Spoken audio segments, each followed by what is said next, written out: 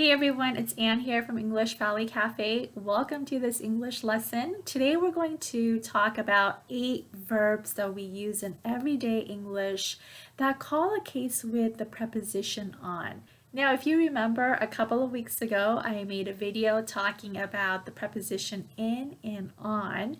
And in that video, I mentioned about learning collocation is a great way to help you to remember which verb or which words go with certain prepositions. Now today, these 8 verbs that we're going to talk about are always followed by the preposition on.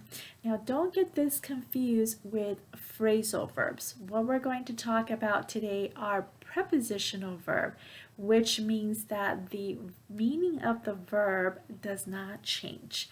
Whereas in phrasal verb, it's a verb with a preposition, and usually that phrase has a different meaning.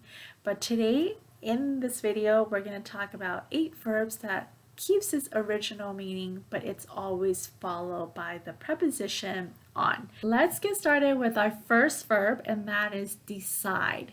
Decide on. So when we decide on something, we have to make a decision about something.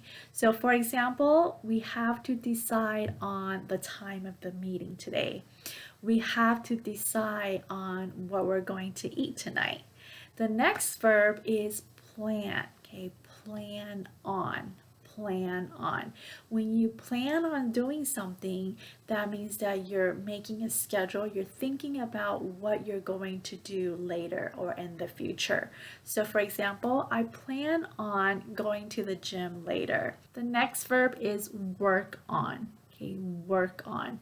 When we work on something, that means that we spend time doing something. So for example, I need to work on my project, or I need to work on my presentation. Okay, work on. The next verb is agree on. Agree on.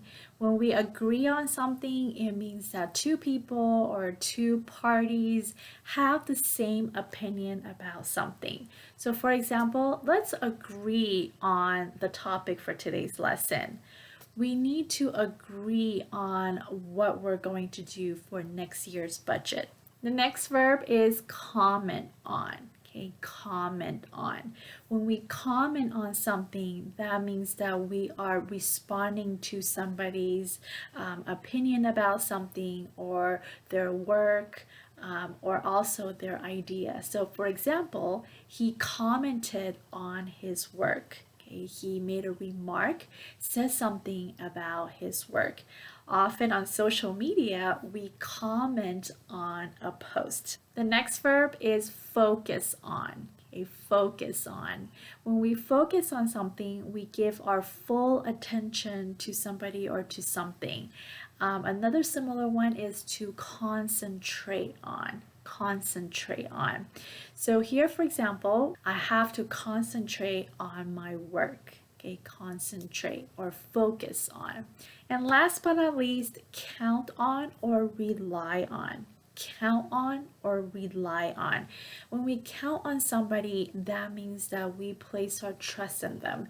We know that we can depend on a person, on this person. So for example, I know that I can count on you. Okay, that means that I know that I can rely on you or depend on you to help with something when I need it. So rely on or count on. The last thing I want to do is to practice the pronunciation of these collocations with you. So I'm going to say the collocations, and I would like you to listen and then say it out loud yourself. Okay, are you ready? Here we go. Decide on. Decide on. Plan on. Plan on. Agree on. Agree on. Comment on. Comment on. Focus on. Focus on. Count on. Count on. Rely on.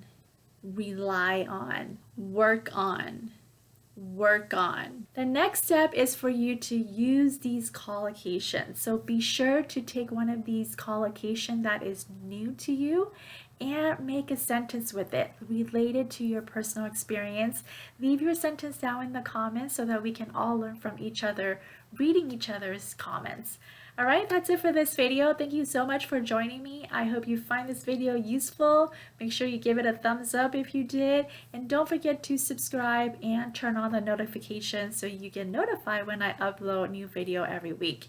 Thank you so much, everyone, and I'll see you in the next video.